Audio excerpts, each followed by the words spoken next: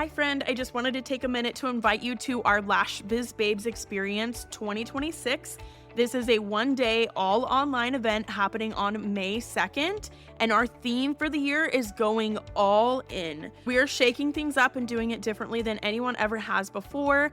This is going to be an all online event as usual, but it's going to be 100% a curated journey throughout your day as we guide you through the mindset, strategy, and passion needed to go all in on your business to make it your best year in business yet. All lash artists, estheticians, and beauty professionals are invited to join us. There will be guided sessions, interactive workshops, a panel discussion, and big giveaways happening throughout that whole day. And tickets are on sale now for only $199. Payment plans are available. Let's go all in on our businesses for 2026 together. All the details and the link for tickets are down in the show notes below. I would love to have you join us online in May. Welcome to Lash Biz Babes, the podcast for solo beauty business owners who want to build a full clientele and create a business and life that they truly love. My name is Erica. I'm your host. I'm a lash artist turned beauty business coach, lash educator, and social media manager for salons and beauty businesses. I'm so happy that you're here. Let's go ahead and jump into today's episode.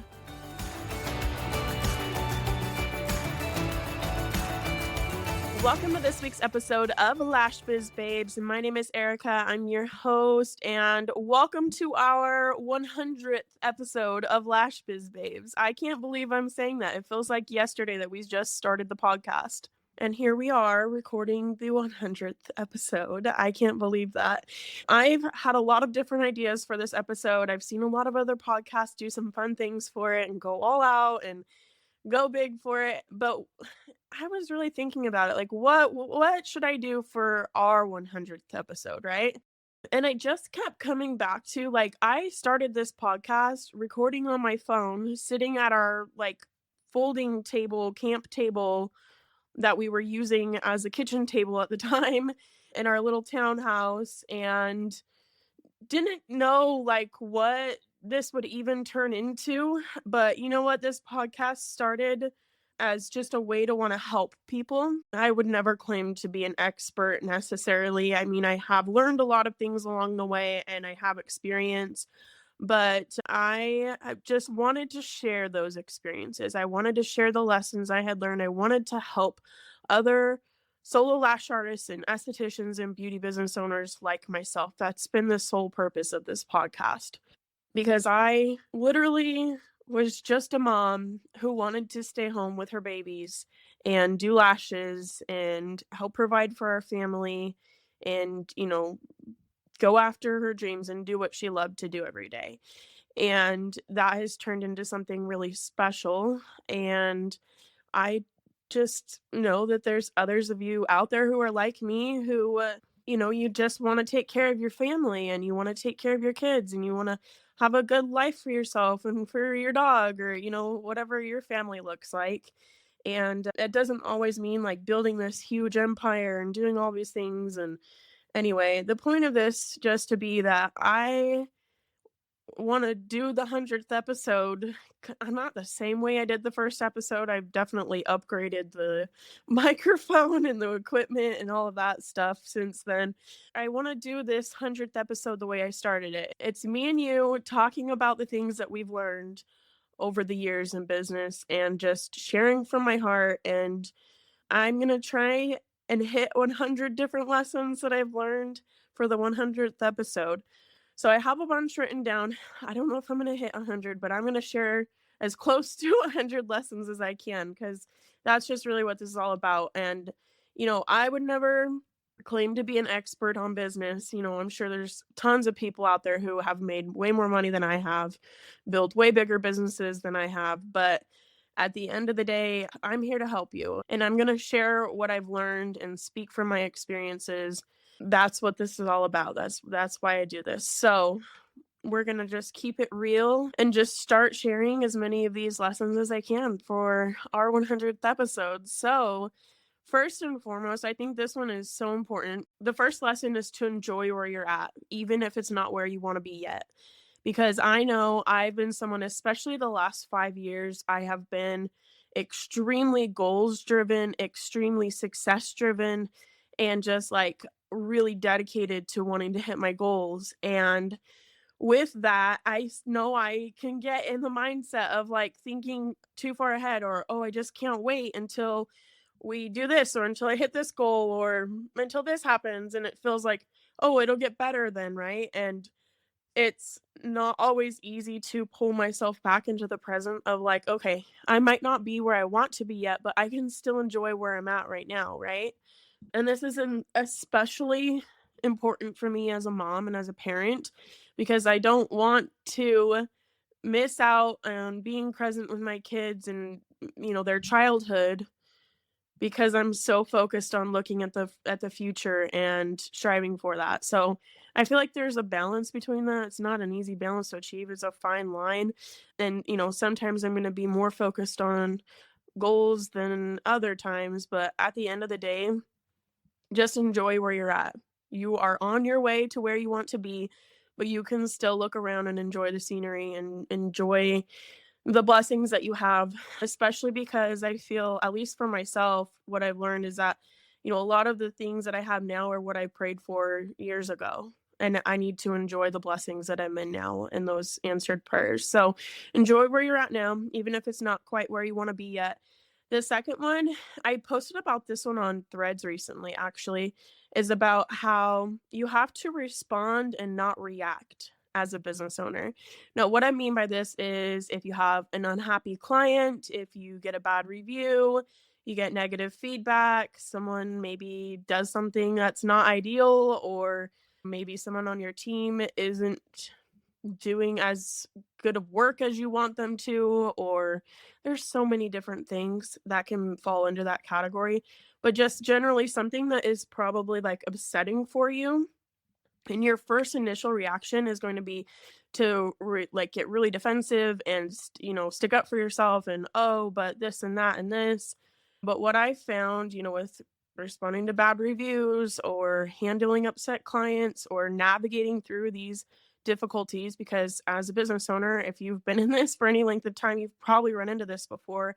And if you haven't yet, I'm sorry, but it will eventually happen. You'll have an upset client, you'll have an upset student, you'll have something where you're going to have to step into your role as the business owner, step into your role as CEO, as some would say, and handle it like a business owner.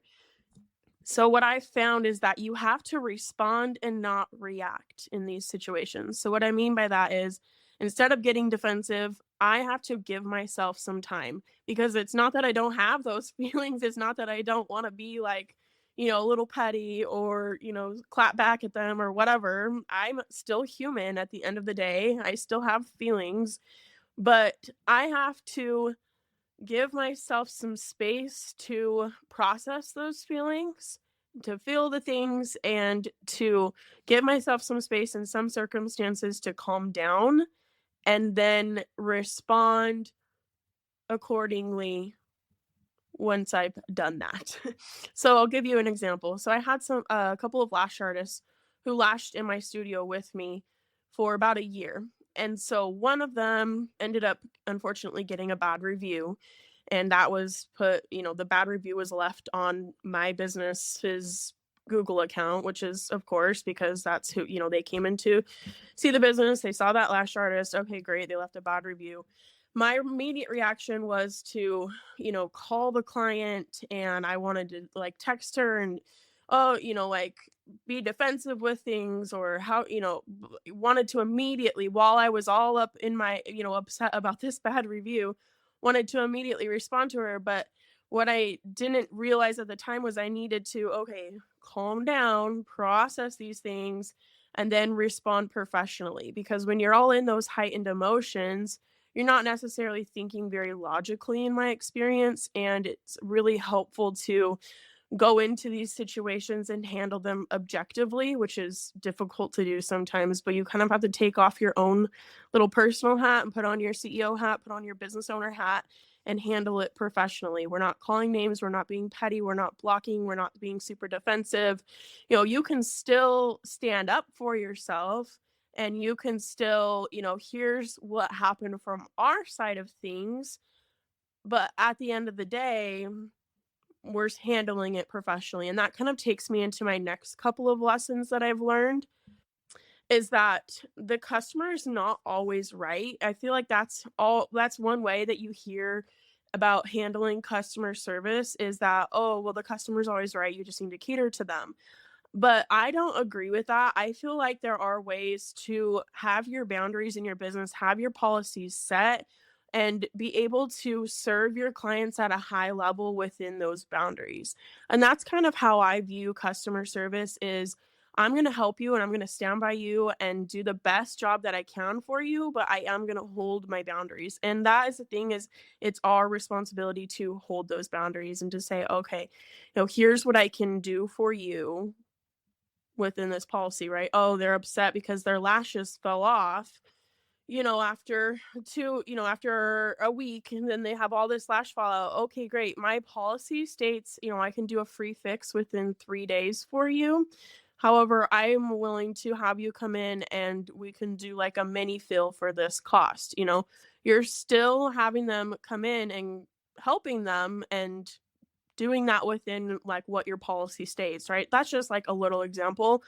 So there's all kinds of different situations that come up, but I think it's really a matter of handling it professionally, sticking to your boundaries, but also having, I don't know, for me, it depended on the situation, but trying to have a little bit of flexibility with things too, especially if it's someone who's like a loyal client. Maybe they've referred a bunch of people to you, they've always been on time, they've always, washed their lashes, or they've always done a good job for you, they've always been a good client. And maybe something happens one time where they're late or they no showed or whatever, like, give them some grace. We are all human, and that's just my opinion, and I think that would be the next lesson is just giving people grace. It's not I mean, if they're constantly walking all over you, that's one thing, but if it especially if it is a loyal client and they've been great for you and they've tipped you well, referred people to you, give them some grace, like, shit happens, and that's okay. You don't have to be so super strict and stringent in your business that you forget that we are all humans and give your clients that grace that you would want someone to give yourself if you were in that situation too. Follow that advice within reason. If they're constantly walking all over you, that's a different situation. But if there's, off circumstances that happen, we can give them a little bit of flexibility there. I think that was like 5 or 6 lessons in now, so let's try I need to, like, keep track of this. I really do wanna hit 100. Number 7, practice gratitude. Now, this is something I'm not always good at doing, honestly, just being real with you. I'm a lot better about it now, but I remember, like, in high school, someone was like, "Oh my gosh, you're always so negative. Why are you always so negative?" And I think there's a lot of things that have gone into that for me, just different childhood issues and traumas, and I don't know, I'm not gonna use that as an excuse. I can take accountability for that. However, it's not my default to live in a state and a mindset of gratitude. I have to strive for that each day. I have to pull myself back to that. And Milet talks about, your default emotions and how you can pick what those are.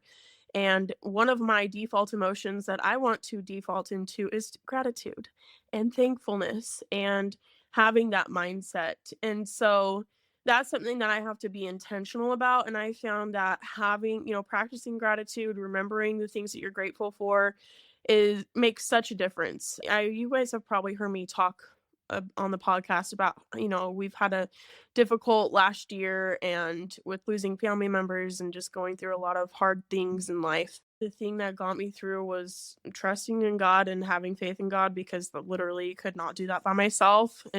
But also practicing gratitude and like having a gratitude journal and okay, what am I grateful for today? And even in the hardest of times, just finding the little things to be grateful for and focusing on that.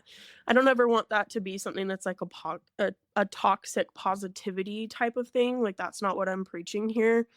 But I am just saying, like, even when it's hard, there's always something to be grateful for. Focusing on the difficulties and being negative isn't going to make the situation any better and it's not going to change anything. So you might as well think about the positive things that make you feel better inside and that make you have a have a better attitude about things and a different outlook on things because at least in my experience. Continuing to be negative about it is not going to change the circumstances, especially if it's things that are out of your control. So you might as well focus on the positive and do what you can within what's in your control to make change the situation for the better, or at least change your attitude for the better. Okay, so number 8 would be to take accountability for things. This can be a hard one for most people, I feel like.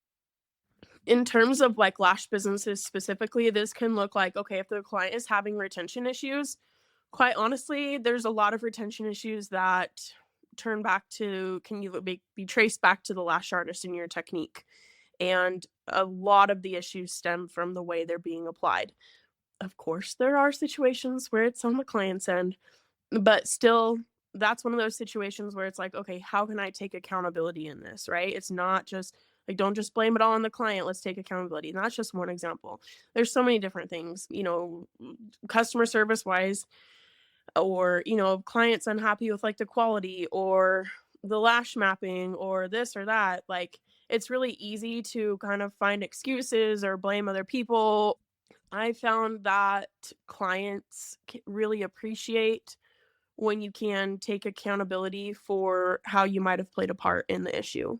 And even for yourself, like in your own personal life, for me, it's like, okay, I've been so unhappy with my weight and the way I feel and my energy levels and all this stuff. And like, okay, but what am I doing to make that better? Like, I'm not always sticking with my meal plan. I'm not always getting out and getting my movement in for the day or drinking enough water or like fueling my body properly with nutrition. And like those are things that, like, okay, yeah, I can take accountability for that. I can take accountability for my own life. Taking accountability, I've just found, is honestly life changing because it gives you an opportunity to self reflect and have that self awareness to know what you can do to change or get better. And that doesn't have to be something where, like, oh, you have to constantly looking at, oh, how do I need to change? I'm not good enough, whatever.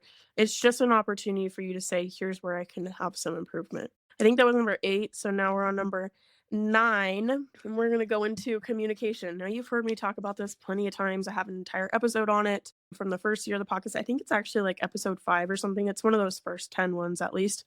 But communication, it's so key in everything that we do, whether you're dealing with clients or students or potential clients or educators or brand owners, all the different things. Your communication is so key. It's a constantly evolving skill, at least for me, but I found that good, clear communication and opening up that door of communication with your clients is really a game changer, honestly, especially like for like lash clients. I always love to open that door of communication with them as often as possible. And what I mean by that is like, let them know that it's okay to come to you with questions, or that it's okay to come to you if there's an issue with their lashes, or if they're not happy with the way it's mapped out or how they look on themselves, so that they are comfortable coming to you with those issues and they're comfortable communicating with you. Because if not, they'll just go find somewhere else, right? So for me, it was like, for especially for new clients, like, okay, this is the set where I'm going to try and get this set as close to what you want as possible. But once you open your eyes and you see what they look like, have them on for the next few weeks, see what you like, see what you don't like. And when you come back in, we can always adjust or change things, whether that's the length or the fullness or the curl or the style. It's completely customizable. We can change anything that you want so that it's what you love, because you have to be like, you're the one that has to wear these every day. So I want you to love them, right?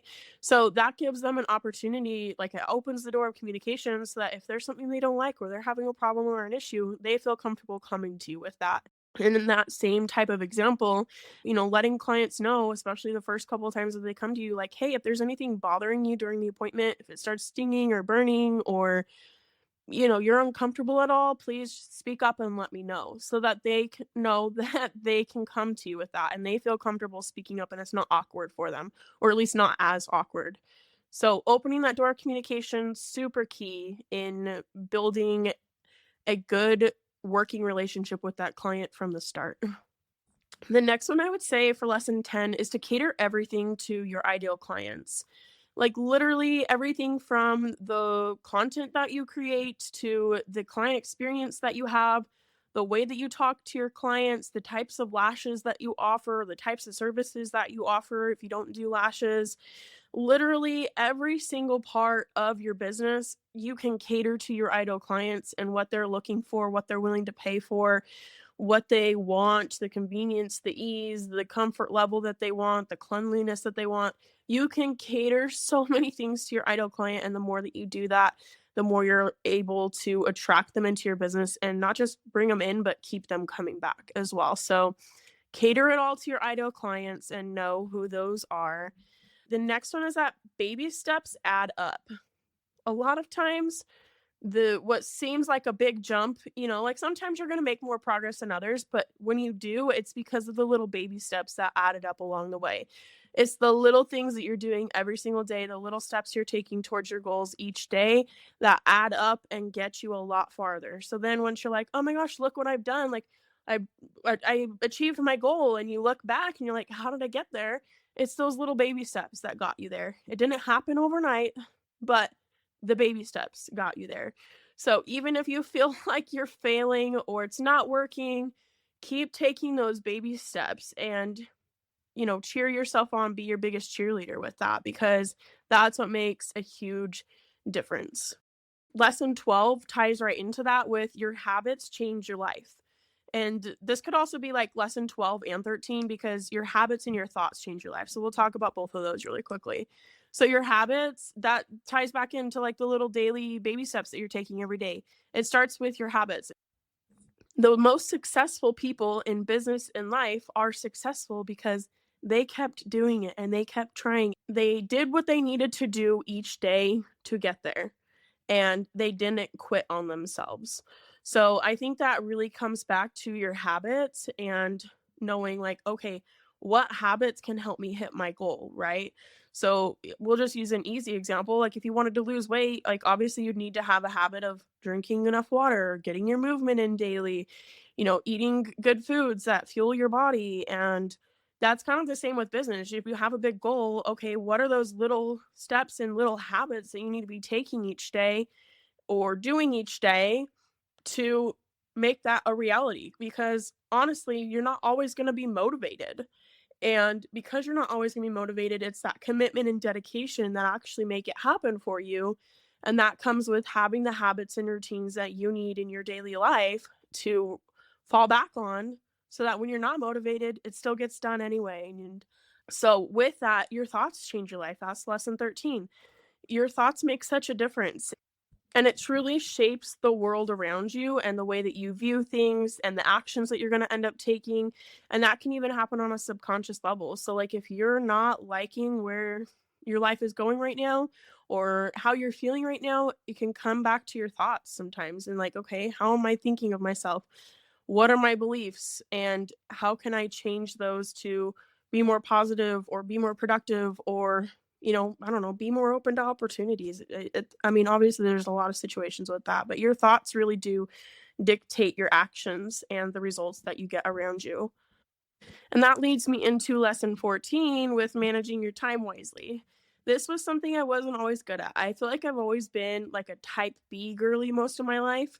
Unfortunately, I feel like I kind of was raised in like a survival mode environment, which my parents were divorced. It just is what it is, unfortunately. But because of that, I didn't really learn like good routines and good habits, in my opinion. And so that was something I didn't really realize I needed or that I thrived off of until I became a mom. And it wasn't even until like a few years into being a mom that I realized that I really needed to shape up routines and like figure that out and learn how to manage my time better. This has made such a world of difference for me is just learning time management skills. It seems so basic, but like, man, did it make such a huge difference in my life. The next one is to what if I could go back and tell myself anything in the beginning, it would be one of the things would be to focus on consistent revenue and not just a quick sale. So in lashes specifically as an example, that might be okay, I need to get clients in the door. I'm going to run a sale and just see who I can get coming in, right? Because you're like, I need the money, I need to pay for it. And I get that. There are times when like you just have to do what you need to do, but getting that quick sale in and focusing all your time and energy on bringing in those quick sales because you need those dollars right away isn't always the best strategy that I learned. It's more so like when you're focusing on the consistency of people coming back. That's what makes a really big difference for you and relieves a lot of stress in your business is when you have people who are coming back again and again and not just people who are coming in once and then not coming back to you. So really focusing on building a loyal and consistent clientele versus just trying to get whoever you can to come through the door and get lashes done or get services done and never come back to you again. And, that's kind of translated into my business now where that's really all we focus on is clients who are on like monthly contracts. And obviously, like I still offer like one off calls and, little coaching calls here and there and things, but that's not something I'm really focused on marketing a lot because yes, I love doing those things, and yes, will and am doing those things, but it's a lot more beneficial and a lot less stressful for me to focus on to focus my efforts on bringing in the consistency of our clients now, and that can building that consistent revenue. So for you as a lash artist or a beauty service provider, that's giving them the good experience and really taking care of your clientele, doing good quality work. Like, how can you build that loyalty? Because that's going to make a huge, huge difference for you in your business. All right. So, lesson 16 is to watch who you're surrounding yourself with. I always have joked with my husband that like I feel like I don't have any friends anymore and I don't spend time with a lot of people outside of our family. Part of that is because we moved a couple of years ago out of state where we didn't know anyone, but it's also because I'm just very picky about who I surround myself with at this point. I know what I want in life. I know that I'm very success driven is how I would describe it, or very goals driven, very dreams driven, and I know what it takes to get there, and you become like the people you spend the most time around or the people that you talk to the most. That makes a difference. If you're surrounding yourself with people who are bringing you down, talking negatively, projecting their own issues onto you, haven't healed in their lives, they're just toxic, they're not goals driven. There's nothing wrong with that. It's just if that's how they want to live their life, that's how they want to live their life. But for me, I want to be around people who are successful and loving their life and maybe things are still hard but they're working towards making a better life for themselves and people who are going to encourage me and support me and like uplift and make me feel good and who I can do the same for. And I've just realized that there's certain energies and certain people in my life that like couldn't do that, wouldn't do that, or that I just simply maybe didn't cut them out of my life completely, but kind of had to put them in an arm's distance away just because I don't need that negative energy in my day to day life.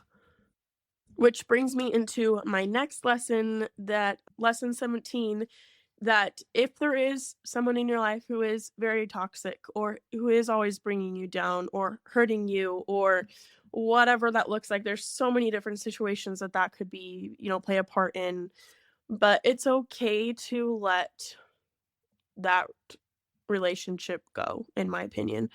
I will just like share a little bit of my specific circumstances, but I had to go no contact with some family.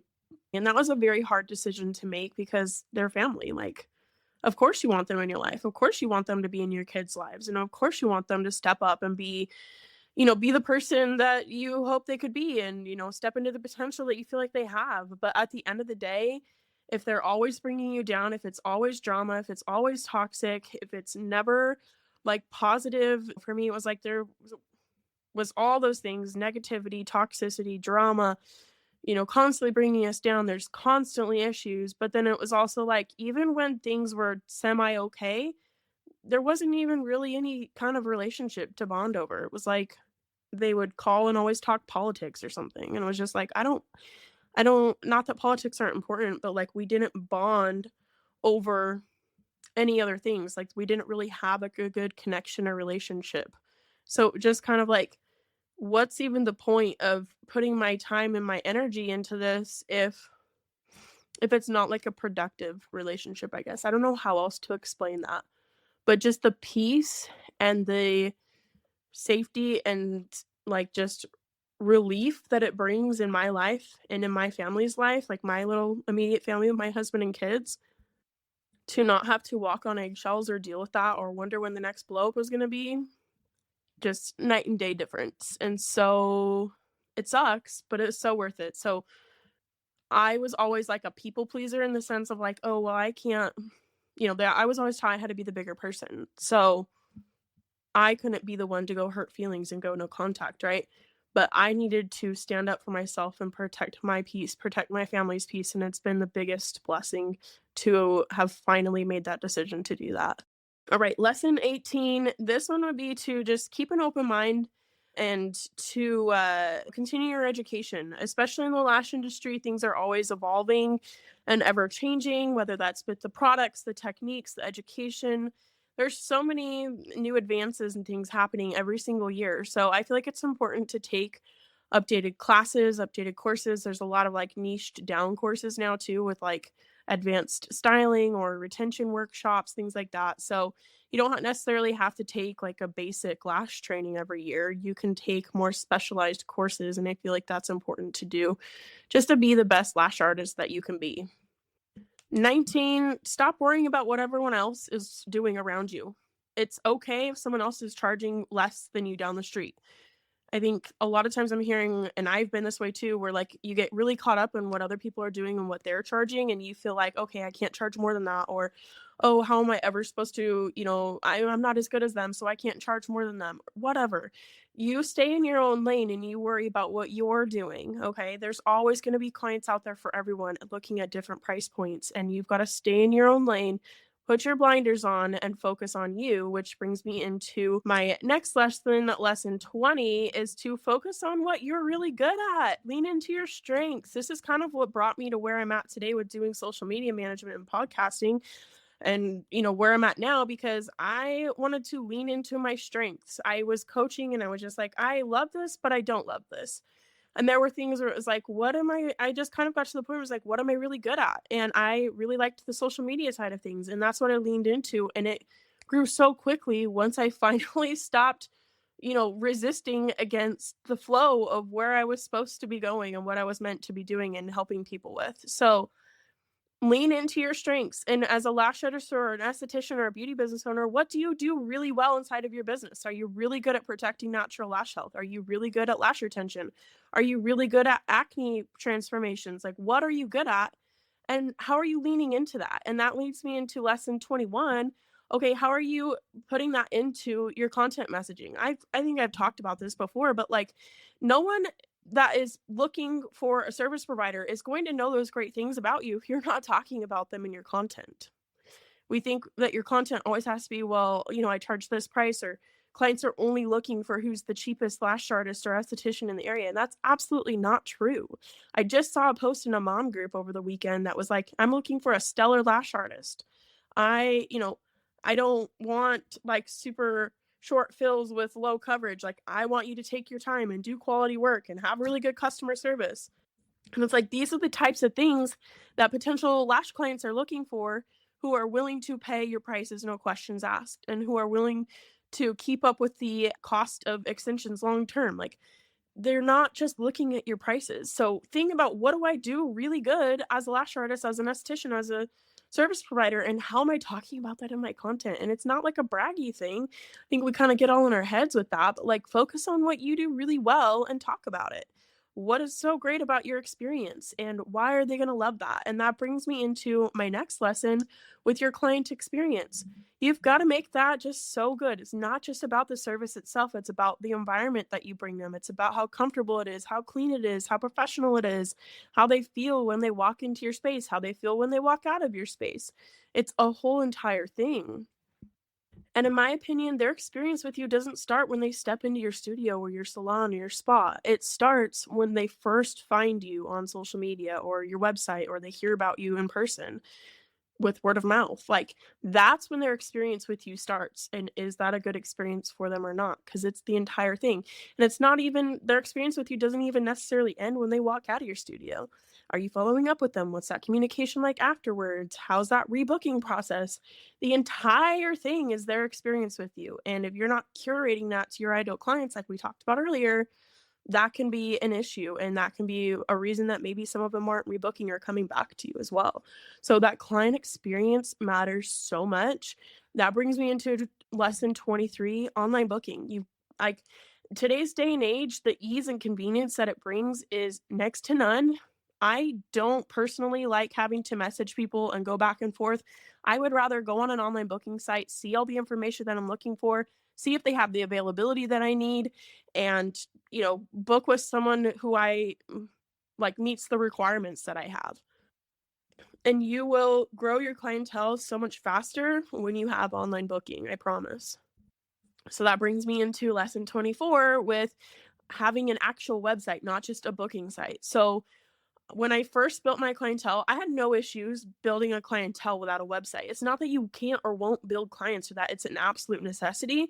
But what I did find when I did like switch to also having a full on website and not just a booking site was that we actually built our clientele at a faster rate and our conversions went up a lot higher. So, really, like having that website was a huge benefit and resource for us to be able to grow faster. And that's when I had the other lash artists working in my studio with me. It made a big difference from what I could tell. And so, with that, that'll bring me into lesson 25 is that your marketing strategy is basically kind of all bringing things back to your website. So, your website, like your social media, is really to bring leads to your website. Your word of mouth is to bring leads to your website. Your I don't know, your email marketing to bring leads to your website, your in-person marketing when you go to events. It's all like that's basically like the HQ of your business, and all these different avenues of marketing are meant to lead people back to that. And then that's where the conversions can happen. A website is seriously so huge for your business, and all of your marketing strategies should be leading back to that for like optimal results, I should say, the most effective results. That brings me into lesson 26. Don't be afraid of in person marketing, like going to events in your area, networking events in your area. Like, I know social media is huge. Obviously, I literally do social media management, so I love it and I preach it and I know and I stand by it. I know it can help you build your clientele, but don't be afraid to get out into your community, because if you want to get local clients, like you want to build your service-based business or even get students in your area, getting out to those in-person networking events and getting to know your community is going to make such a big difference for you. And that can also help you build word of mouth without people even coming to you. Like people who just know who you are, know you do a good job, they know what you do, and maybe they haven't come to you as a client, but they know what you do, so they're going to help refer people to you now. Oh, I know someone who does lashes. Let me give you your her Instagram page or her website, right? So these could be just like little networking dinners and get-togethers. This could be your chamber of commerce events. There's probably more events in your area going on than you realize. Like, and you're like, oh, maybe I live in a small town. Even in small towns, these things are happening constantly. And especially in small towns, there's probably people getting together because there's probably more of a focus on supporting local businesses too, or at least that's been my experience with living in a small town. We have like 10,000 people in our area, or at least in our little town. And we are always trying to support local, and there's networking events and business groups that get together, and there's things going on like that. And the chamber of commerce does events. They're doing like a whole like business vendor like event this weekend with just like so that the community can come just get to know the businesses in the area. So there's probably things going on that you can be a part of. Don't be afraid of that in-person networking. It can make such a difference for you. I literally went to one networking dinner last year, and it's made me like probably tens of thousands of dollars at this point, just from the connections that I made there and the word of mouth that spread from that. Like, I can literally trace back tens of $1,000s of revenue to that one in-person networking event. It was like an hour-long dinner. So don't be afraid of in-person marketing and in-person events. Lesson 27, if you want to stand out in your area, you cannot be afraid to show up for yourself, okay? You have to be willing to show up for yourself, whether that's posting a picture of yourself online or talking on your stories or showing up to in-person networking events. I feel like a lot of people are like, "Oh, I'm not good enough," like, and, "Oh, I'm not pretty enough. Oh, I'm not as good as Lashes. Oh, I haven't done what they've done yet, so I can't show up online," or, "Oh, I'm too nervous. I don't like my voice." There's so many of these reasons why, but I promise you, once you get yourself outside of your comfort zone and push past that and push out of that and really like show up for yourself, the difference that that makes is literally insane. I started talking on my stories on Instagram by literally sitting on the bathroom floor on the tile, like all the doors shut and locked so that no one in the house could hear me or walk in on me being so embarrassing talking on my Instagram stories. And I very nervously reshot the same video like 100 times trying to get it right and finally posted on my stories. That's how I started. Now I can get on a live video or speak in front of a crowd of people and I'm not going to think twice about it because I'm comfortable with it. But it started from getting myself outside of my comfort zone and stop bringing up all those excuses as to why I can't show up for myself in my business. Because if you really want to grow, you're going to do what it takes to grow. And you're probably going to have to get a little uncomfy and stretchy to get there. So that brings me into point 28, lesson 28. Okay, you have to be your biggest cheerleader. I don't give two shits what someone else said about your potential or what you can do or what you can't do or what they believe you can or can't do. I don't care. You have to be your own biggest cheerleader. I cannot tell you the amount of times that I've literally been the only one to show up for myself, the only one to believe in myself, the only one to see the vision of what I'm working towards and continuing to work towards that regardless of what anyone else thought or said.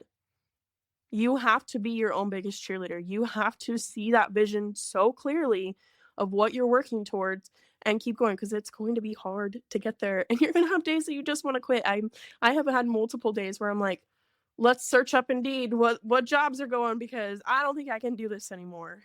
There were times when people around me, especially my husband, always been a big support for me, or my sister. There were times when that external validation and that external support is what got me through.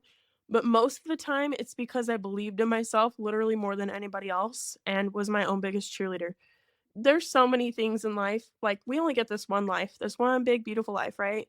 Like, why are you going to spend that being mean to yourself and talking down to yourself and not believing in yourself and not going for the things? And that kind of brings me into my next point. I think we're on like 29 now.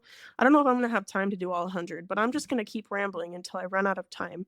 So, with that, you only get one big, beautiful life. So many important people to me last year made me realize that, like, a lot of the things we worry about and stress about and the problems that we have are not going to they're not going to matter at the end of the day. I know there's a lot of things that feel really hard and heavy in the moment, and there's things that are legitimate to worry about. But there's so many stress. I've always been someone who's like, oh my gosh, this is gonna be the end of the world. Dumb example, but like junior year of high school, I got I think a D in I think it was sophomore year. I got a D in geometry and I thought my life was over.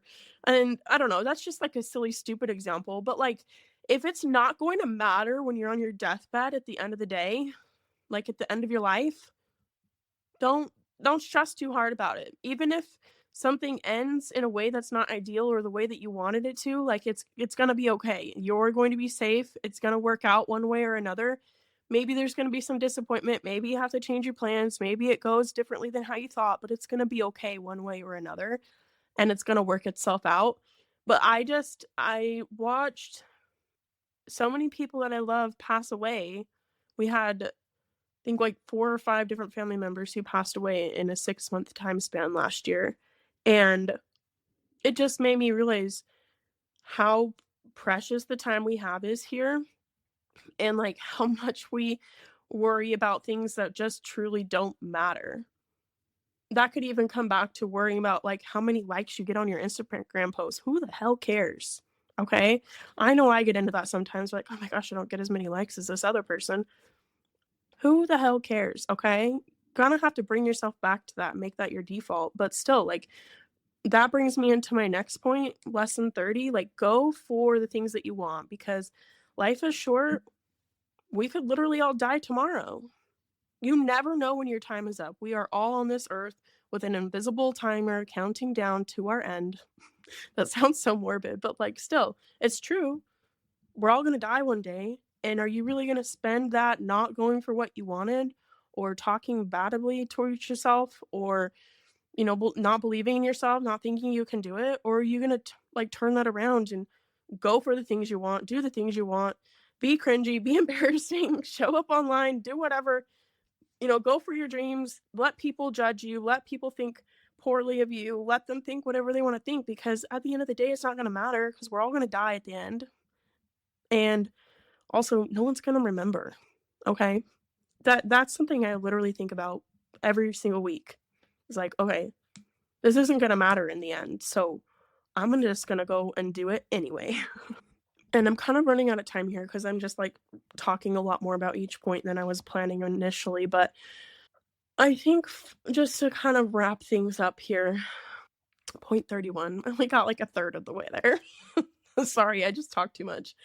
But, truly, I think a lot of things in life and business kind of tie back into our own self-growth and own self-development. The more that I've grown personally, the more emotional intelligence that I have, the more that I can process my emotions in a healthy way, and the more that I can navigate through the ups and the downs more sustainably, the more in control I am of my emotions, the more I'm able to grow my business, the better I'm able to parent, the better I'm able to show up for myself. And it's not like putting yourself on the back burner all the time. That's not going to help you grow your business. That's not going to help you be the best lash artist you can be. That's not going to help you be the best mom that you can be. It's about taking care of yourself, making sure your needs are met, prioritizing yourself. And that's kind of a sacrifice sometimes, honestly, in and of itself. But it's so worth it in the end because you're actually able to show up for yourself. You're actually able to show up for the people around you. Because if you're just constantly burnt out, you're in fight or flight, you're in survival mode all the time, you're overwhelmed, you're stressed, you're not going to enjoy it. Your clients aren't going to enjoy it. Your kids aren't going to enjoy it. Your partners aren't going to enjoy it. Like, what's the point, right? Like, I know I don't want to live my life always feeling overwhelmed and stressed. And I still have moments of that, right? But like, I'm still striving for better than that. I'm still striving to be better than that. There's always going to be stressful things and times, but that kind of brings me to my last point. I guess we tie that into like a number 32 lesson. What can you control? That was a huge lesson I had to learn in therapy last year, by the way. I'm not an expert at this. But there's so many things that happen to us that we don't have control over, but you have to look at what can I control? Whether that's your attitude, your thoughts, your habits, the way that treat others, the way you handle the situation, the way that you react, the actions you take, all those things. Those are within your control. So what can you do for the situation? It's a hard one, but that's made a huge difference for me. The last one, lesson 33, treat your clients like gold. Like, just be a good person, treat people well, be genuine, try and do your best that you can for your clients. You're not always going to be perfect, you're going to make mistakes, but even through that, you can still strive to, treat them really well and stand by your work and stand by your clients. Like, I've told one of mine, like, we there was some feedback they had for us, and that happens all the time with our business. We're always getting feedback, but I just told her, "You know what? I'm so sorry, that this was overlooked," or I don't remember the exact situation, but just or exactly how I phrased it, but basically, you know what? We're always going to stand by our clients. We are always going to stand by our work and we are always going to make it right.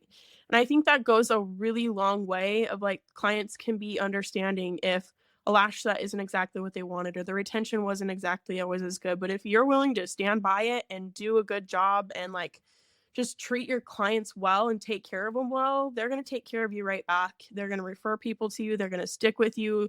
They're going to love you through it all the ups and downs, whether your kid is sick, whether you have to call out for your dog or you want to go on a trip or a family member dies. It doesn't matter. They're going to stick with you through it because they know that you take care of them and they're going to take care of you right back. So treat your people like gold. It goes a really long way. I can't believe this is episode 100. I tried to get through as many of these points as I could. I knew I was going to talk a lot as well, so I didn't know how far I was going to get in, but I think that was a lot of good things that I've learned. I've never always been perfect in business or in my life, but I truly genuinely wake up every day striving to be better, and that in itself just makes a huge difference. For me, one of my mottos or mantras or whatever mantras, tomorrow is a new day. Even if I have the shittiest day and nothing feels like it's going my way and I feel overwhelmed or I feel stressed or I'm like crying myself to sleep, whatever. I just remind myself tomorrow's a new day. I'm going to sleep this out and I'm going to wake up and try again tomorrow and just take everything one day at a time, one lash at a time, one client at a time.